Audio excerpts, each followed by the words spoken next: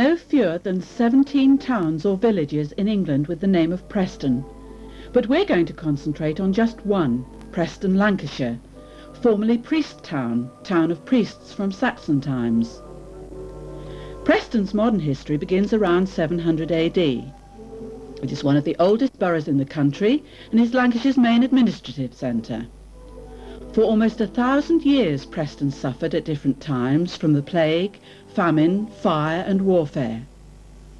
The Battle of Preston on the 17th of August 1648 between Oliver Cromwell and the Duke of Wellington was crucial.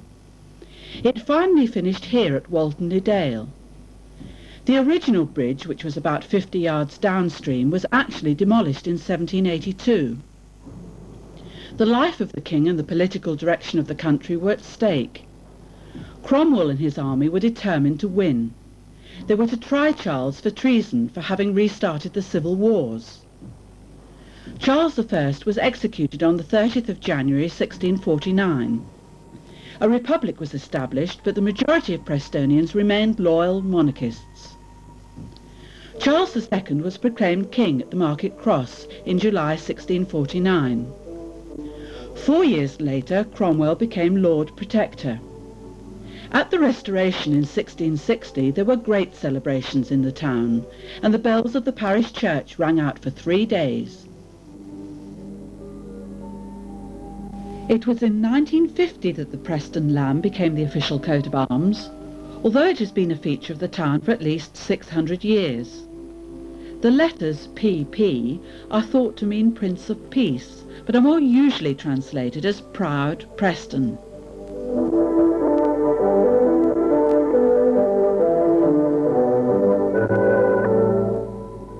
Many of the old street names still survive.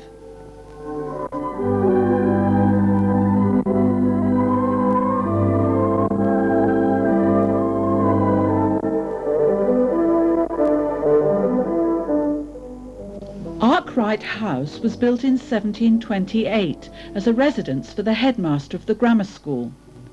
But it was from here 40 years later that Richard Arkwright applied for a patent for his famous spinning frame, which helped enormously in the mechanisation of the cotton industry.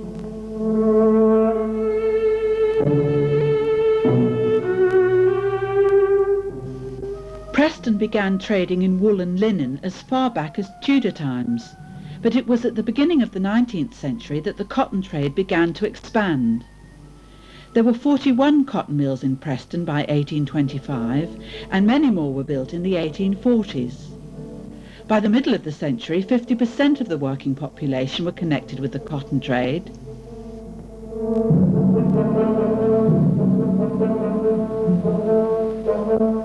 John Horrocks was born in Bolton. He came to Preston in 1786. It was he who was responsible for establishing the town as a major textile centre, opening several cotton mills in quick succession. In 1895, the Horrocks Centenary Mill was built.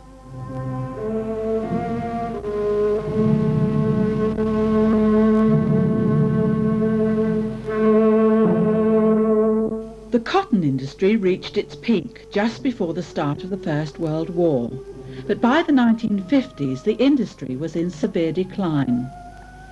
Preston did have other industries to fall back on. One, English Electric, who built tramcars, changed to aircraft at the onset of World War II, and today continues production as British Aerospace.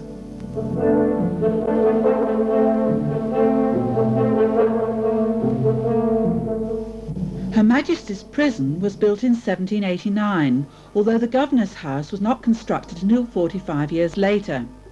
Its castle-like structure was so designed to enable the prison to be defended from threatened attacks, such as those of militant cotton operatives at that time. In 1810, with a population of around 20,000, there were only 3 policemen in Preston. Watchmen guarded the streets at night, and their other duties included calling out the time every half hour and also to announce the state of the weather.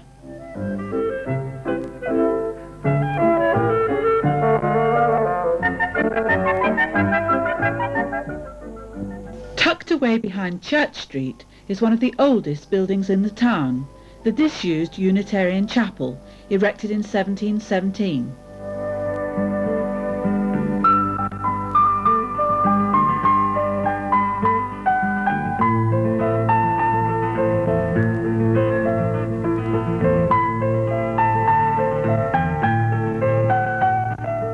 Preston has been called the birthplace of teetotalism.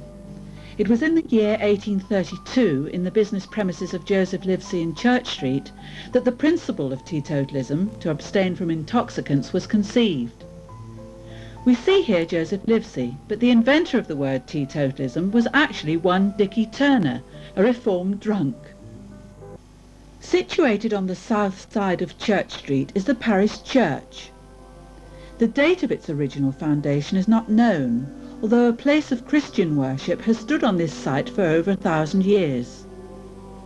A new church was erected in about 1581, when its name was changed from St Wilfrid to St John. It is interesting to note that a later church of 1814 was the very first to be lighted by gas. The present building dates from 1855. The de Horton family had strong connections with the parish church. It was here at Horton Tower, 5 miles east of Preston, that James I in 1617 knighted the loin of beef, hence sirloin. Bull and Royal Hotel was formerly separate hostelries, namely the White Bull and the Royal Hotel.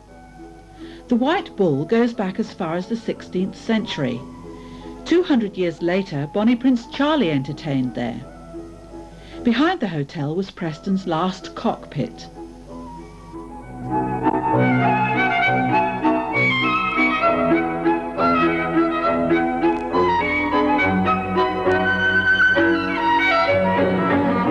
The refurbished Miller Arcade was originally the brainchild of a wealthy local dentist, Nathaniel Miller, and in 1901 was opened as an exclusive shopping emporium.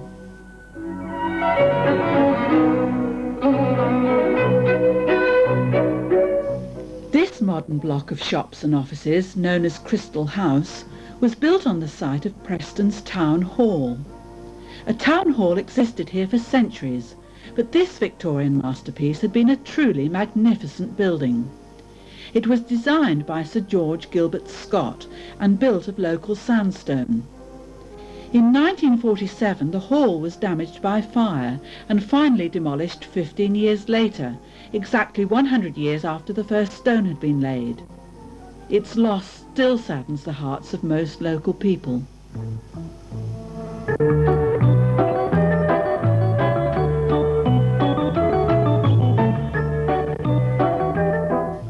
Fishergate has always been regarded as the principal street in the town. It still is today with its wide variety of shops. During the last 20 years, Preston has progressed along with most other English towns, and new shopping areas have been developed.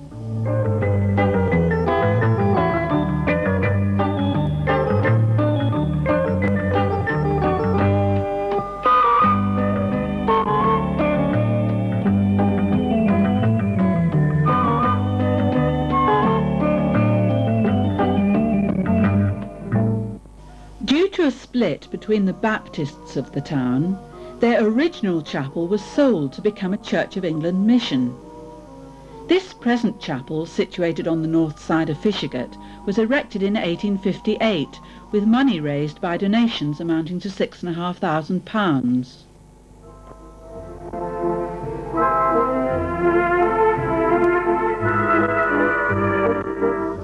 Winkley Square was once part of a piece of land known as Town End Field, owned by an attorney, Mr. Thomas Winkley.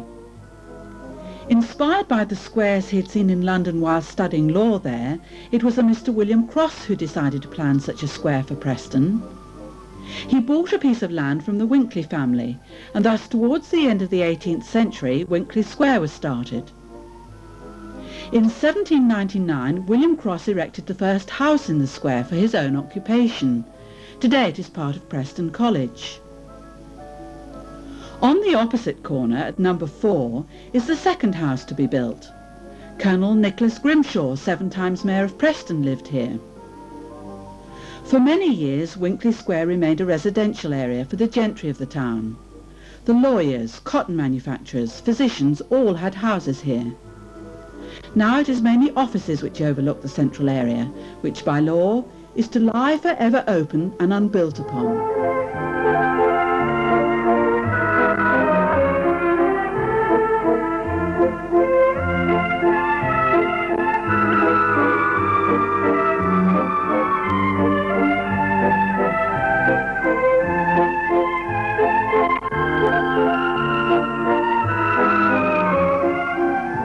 The railway came to Preston in 1838 when the Preston to Wigan line was opened.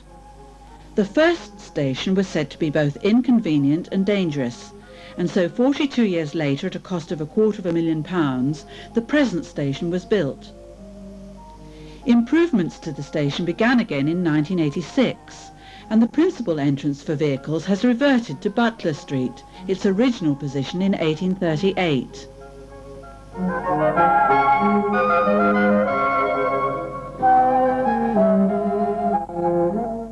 Opposite the railway station is County Hall, the administrative centre of Lancashire.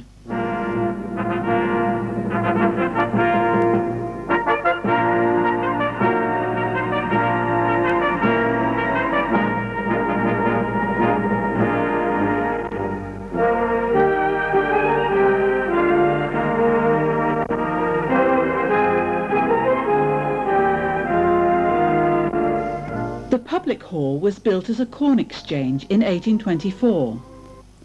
Over the years, alterations were made, and it was used for a wide variety of things. Markets were held here. It was also a ballroom, and at the beginning of this century, it was said to be one of the finest concert halls in the north of England, with seating for 3,500 people. Sadly, it closed in 1972.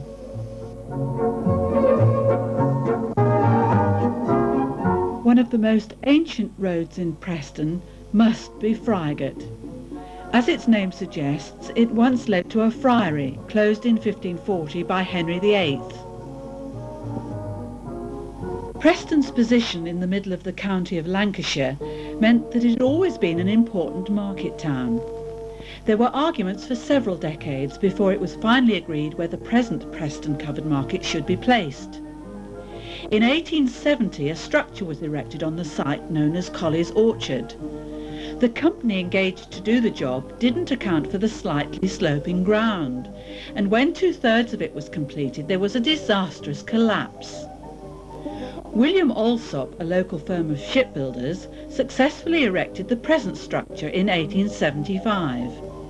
It is one of the finest examples of a cast iron covered market in the whole of the country, and many people visit the town especially to take a look at it. The smaller adjoining fish market, as it once was given a roof in 1924. The present General Post Office was completed in 1903, but since early in the 19th century the post office has moved around the town quite a bit. In 1826 the office was very small, only about 3 yards square. It was sufficient, as letters were few and far between in those days. Preston only needed one postman. Postal rates were high. It cost 11 old pence to send a letter from Preston to London. Situated in front of the General Post Office is the cenotaph, a memorial to those who died in both world wars.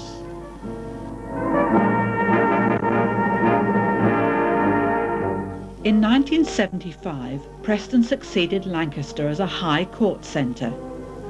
The County Sessions House was opened in 1904. It is built of Longridge sandstone on a granite base and has a magnificent octagonal tower, rising to a height of 175 feet.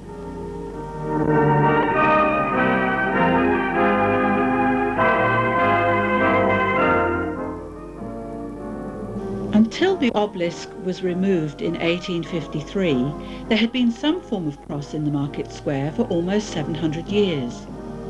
The stone column became the gateposts of Hollerford Hall, until the owners in 1979 generously gave them back to the town. Just a few yards from the obelisk is a stone embedded with lead, a relic of bull baiting which once took place here. A fair is held here on the Flag Market every Whitsuntide. For centuries the market square has been the commercial and civic centre of Preston. But today, let's join in the fun of the fair.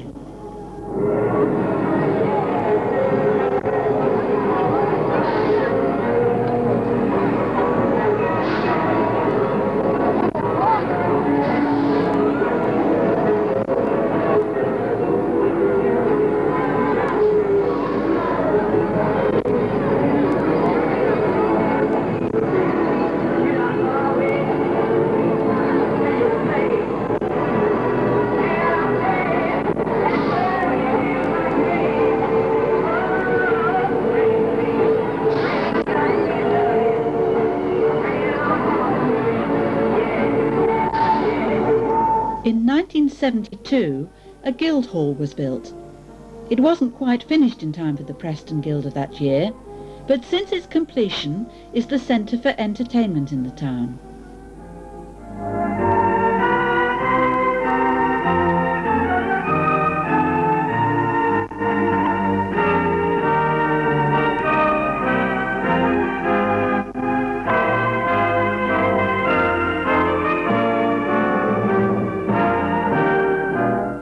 The famous annual pot fair always attracts the punters. Its history goes back as far as 1198, when it was authorised by King John's royal charter.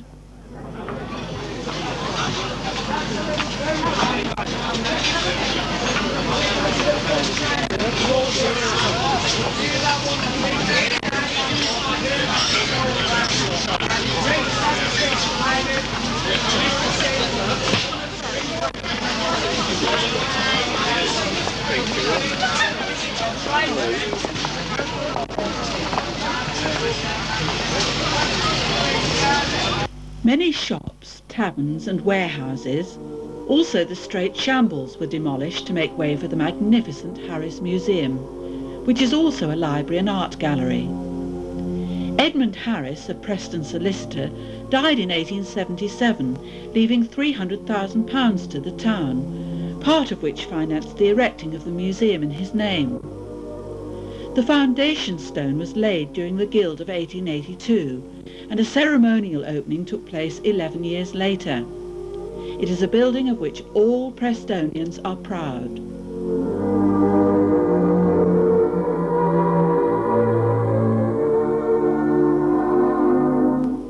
Opposite the Harris Museum is the oldest shop in Preston. Now a jeweller's, it was built around 350 years ago.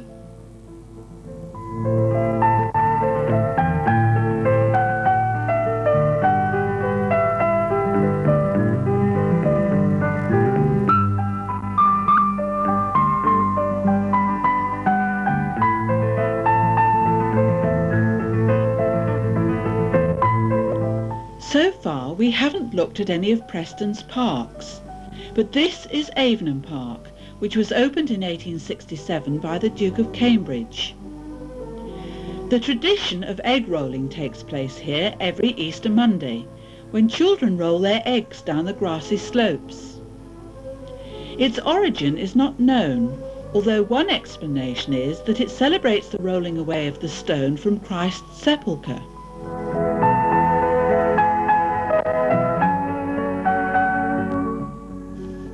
The Lancashire Polytechnic is based in Preston. It is largely on one site close to the centre of the town, and with all the Polytechnic buildings within walking distance. Many past students will recall this building as the Harris Institute.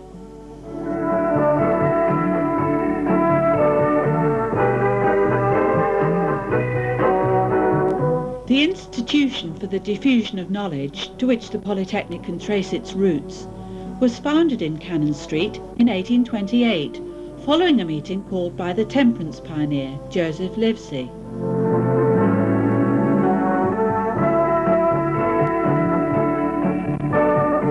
This old windmill in Craggs Row is the last one of about 9 which existed in the town in the 19th century. They were made obsolete by the invention of the steam engine.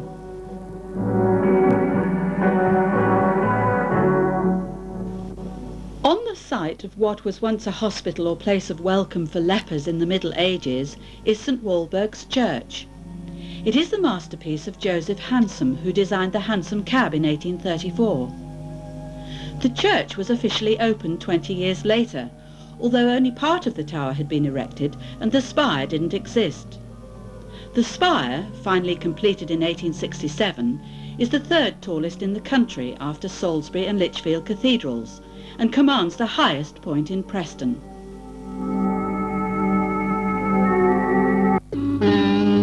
Preston had been a trading port for over 600 years, until it finally closed in 1982. From Lytham at the mouth of the River Ribble, where marker buoys such as this were placed, to the port is 14 miles. The journey was often hazardous, as the river was forever choking with sand, making navigation difficult.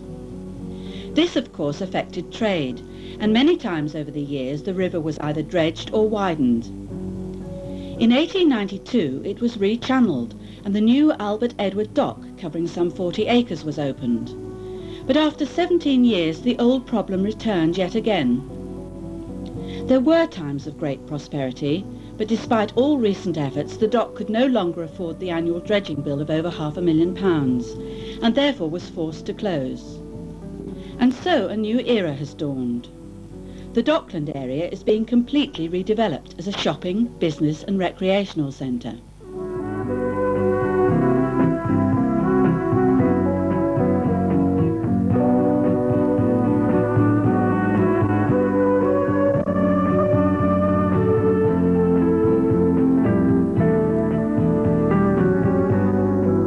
The steamship Manxman was originally planned as the centrepiece for the new development, but it sadly failed. After a stay of 8 years, it has been decided to move it to Liverpool to try its luck there, the agreed date being set for the 5th of November 1990.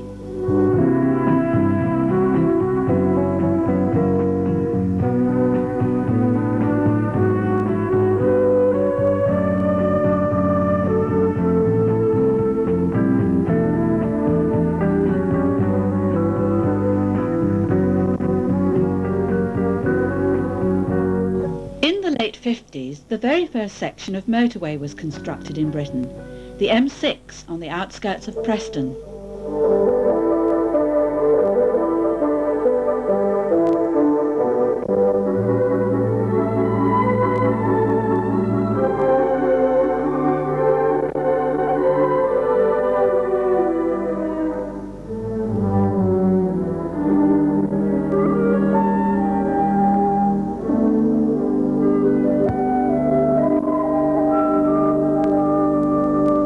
Centrally positioned in England on the West Coast main line, Preston's future as a commercial centre is assured, and long may it continue to live up to the town's motto, Proud Preston.